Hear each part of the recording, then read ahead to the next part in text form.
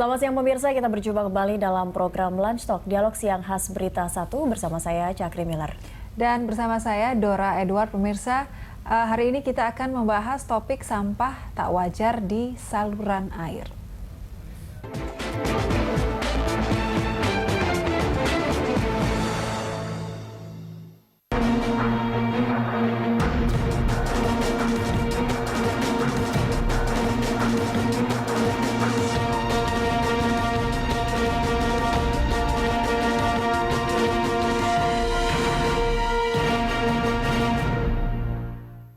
Pemirsa, langsung kali ini kita akan menyoroti kembali mengenai sampah kabel yang lagi-lagi ditemukan di Jalan Gatot Subroto, Jakarta Selatan. Bahkan Gubernur DKI Jakarta Basuki Cahayapurnama menuding bahwa sampah kabel ini adalah penyebab dari tergenangnya air di Jalan Gatot Subroto di masa musim hujan. Ya, pemirsa, bersama kami sudah hadir narasumber Bapak Holi Susanto selaku Kepala Suku Dinas Tata Air Jakarta Selatan dan juga ada Bapak Fahsi Muhammad sebagai pengamat tata kota. Dan sebelum kita membahas lebih lanjut, kita saksikan paket berikut ini.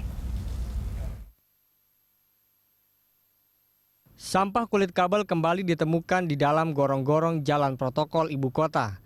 Salah satunya di Jalan Gatot Subroto, Jakarta Selatan. Beberapa potong kulit kabel itu ditemukan pekerja penanganan sarana dan prasarana umum. Benda material itu kemudian diangkat keluar gorong-gorong. Selain itu, petugas PPSU juga memunguti sampah-sampah kecil dari dalam gorong-gorong. Gubernur DKI Jakarta Basuki Cahayapurnama atau Ahok menyebut, kulit kabel tersebut yang membuat genangan di Jalan Gatot Subroto kembali terjadi saat musim hujan. Pada awalnya, Ahok mengaku curiga karena selama ini kawasan Gatot Subroto tidak pernah tergenang air. Ahok memperkirakan dengan pembersihan berkala, seharusnya tidak lagi ditemukan kulit kabel yang bisa terbuang di gorong-gorong. Hingga saat ini Pemprov DKI Jakarta belum mengetahui pemilik sampah kulit kabel tersebut yang ditemukan di beberapa lokasi gorong-gorong di ibu kota. Sebelumnya, di tahun 2016 yang lalu Pemprov DKI Jakarta dikejutkan dengan temuan sampah kulit kabel yang ditemukan di sekitar komplek Istana Negara yang jumlahnya mencapai 22 truk untuk mengangkut kulit sampah kabel tersebut. Tim Liputan, Berita 1. Ya, sampah tak wajar di saluran air. Kita lihat aja seperti itu ya, kulit-kulit kabel dan seperti ini itu. Kejadiannya tidak hanya baru kali ini saja. Di tahun 2006 saya tahu 2016 begitu ya, begitu banyak kabel-kabel ditemukan di gorong-gorong di daerah Tamrin. Sampai harus dibawa dengan belasan truk seperti itu. Nah, kita akan bahas kembali karena ini kejadiannya baru saja terjadi juga belakangan ini. Dengan narasumber kita ada Mas Holi dan Pak Fatsi. Selamat siang. Kita ke Mas Holi dulu. Ini kalau kemarin hari Jumat kemarin ya, Mas Holi ya, kalau tidak salah ya, Sudin dari Sumber Daya Air dan juga petugas-petugas PPSU kembali membersihkan lagi gorong-gorong, salah satunya di Gatot Subroto karena memang ada genangan air saat intensitas hujan tinggi kemarin, dan ternyata ada harta karun di bawahnya seperti itu, sampah masih ditemukan. Ini penemuan itu memang karena ada laporan atau kecurigaan memang siapa ada sampah seperti itu di dalamnya, atau memang terjadi genangan air gitu. Iya.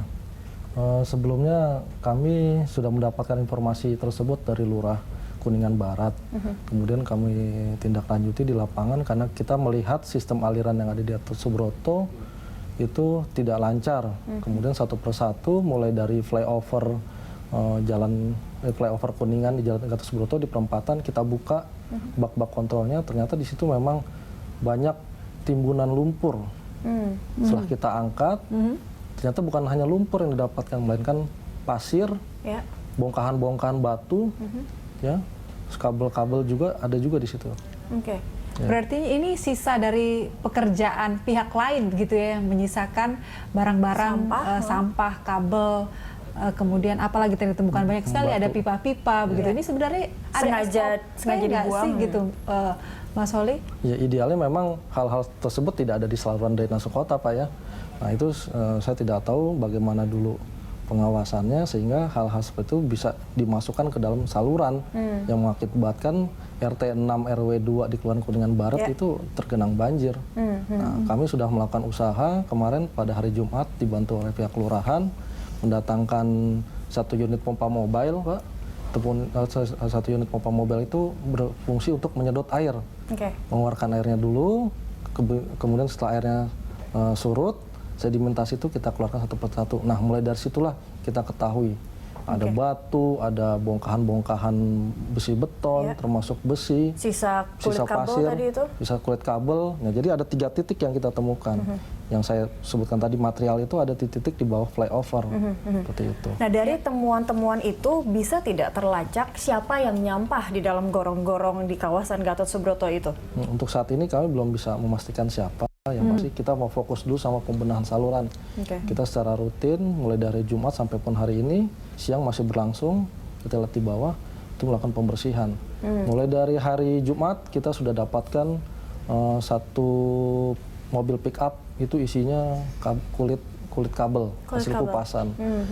Hari kedua, hari Sabtunya kita mendapatkan 2 pick up seperti itu.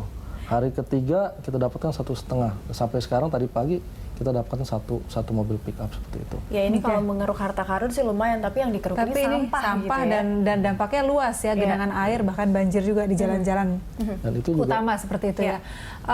Pak Fatsi, ke Anda ini Anda melihat tadi gorong-gorong kondisinya khususnya tadi di Jakarta Selatan ya, di wilayah Gatot Subroto itu sudah ideal untuk ukuran seperti itu gitu, untuk wilayah Jakarta Selatan lah, katakan seperti itu. Oke. Kalau kita lihat bahwa saluran air itu menurut saya ya harus dibedakan antara saluran air kotor sama saluran air bersih. Ya kan?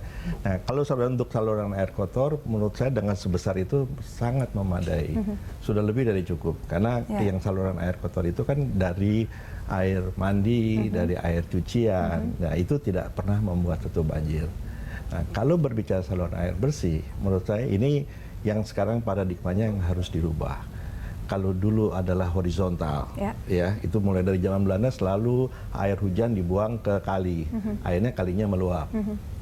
Paradigma yang baru adalah air hujan yang bersih, terutama untuk di daerah Jakarta Selatan, ya itu bisa meresap air secara vertikal, ya karena kalau dibuang tidak akan pernah cukup.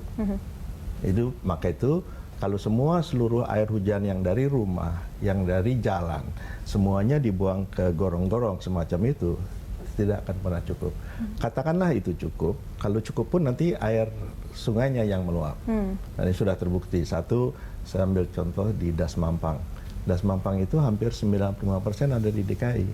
Tapi kan kemarin banjir. Ya kan? Ini ada kesalahan paradigma yang harus dirubah. Gitu. Tapi bentuk bentuk dari gorong-gorong yang ada di Jakarta, saluran air yang ada di Jakarta, kalau tadi Pak Fatsi sebutkan di dalamnya situ ada saluran untuk air bersih, ada untuk air kotor, dan juga ada jaringan-jaringan utilitas lain. Seperti itu sudah cukupkah? Atau seharusnya lebih besar lagi? Enggak, kalau untuk saluran air kotor menurut saya lebih dari cukup. Lebih dari cukup. Kan waktu pada saat air kotor, katakanlah di musim kemarau, tidak ada hujan, kan tidak pernah ada banjir, tidak pernah ada genangan, ya kan? Yang jadi masalah akan terjadi genangan, ya kalau pas ada hujan.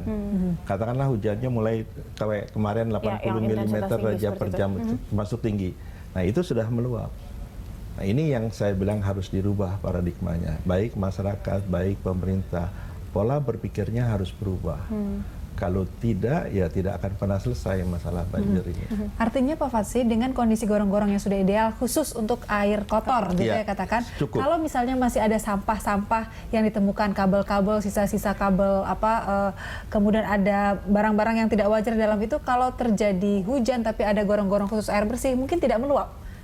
Enggak juga. Jadi saya tidak bilang begitu. Jadi dengan adanya kabel, otomatis karena semua air hujan dimasukin ke selokan dan gorong-gorong, otomatis tidak akan cukup kalau curah hujannya di atas 80 mm per jam. Jadi tapi maksud saya bukan dengan cara itu menyelesaikannya. Bahwa tidak boleh ada kabel, tidak boleh ada sampah, saluran itu bersih, Jadi pasukan kuning orange gitu ya kan, pasukan orange menurut saya udah kita sangka udah bagus, kerjanya sudah baik. Nah, cuman sekarang paradigma berpikir dari pemerintah dan masyarakat keseluruhan yang harus berubah. Karena air hujan itu bersih. Kenapa air hujan yang bersih kita harus buang ke selokan?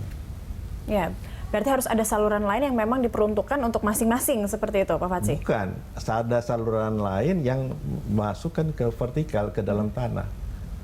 Konsep zero runoff yang harus diterapkan.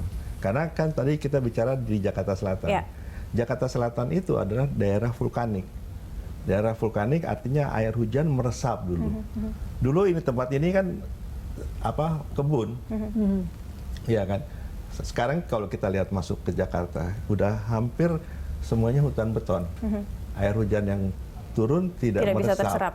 mengalir ke permukaan, masuk ke selokan, masuk ke gorong-gorong. Ya, akhirnya bergabung lagi dengan air kotor seperti itu. Ya. Mas Wali, sebenarnya di dalam gorong-gorong atau saluran air kita ada tidak sih prosedur mungkin saat pemasangan utilitas jaringan seperti itu, seperti apa pemasangannya, seperti apa spesifikasi kabel yang harus ditanam di sana supaya memang tempatnya itu cukup untuk berbagi dengan segala ada hal yang ada di dalam gorong-gorong itu. Mungkin ada saluran air kotor, air bersih juga ada di situ, dan kabel-kabel yang lain.